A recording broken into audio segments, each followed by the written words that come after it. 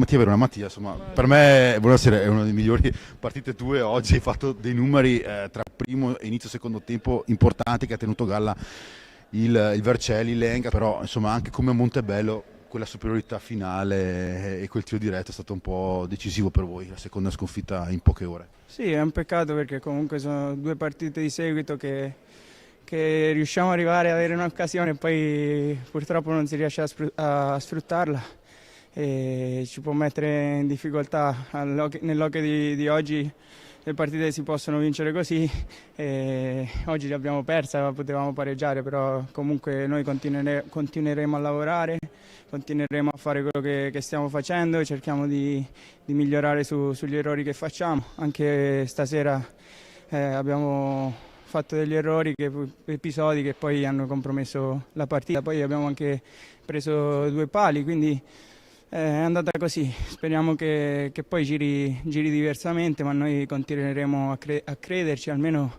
fino alla fine, ogni partita dopo l'altra.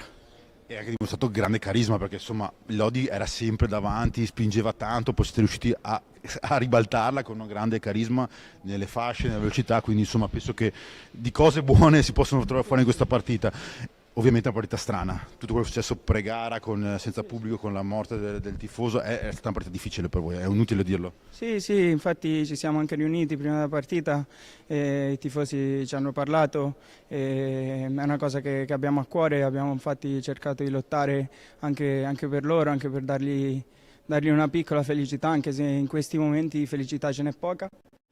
E niente, approfitto anche per fare condoglianze alla famiglia e niente, fai così, una giornata un pochino amara e soprattutto amara per questo ragazzo che purtroppo non c'è più.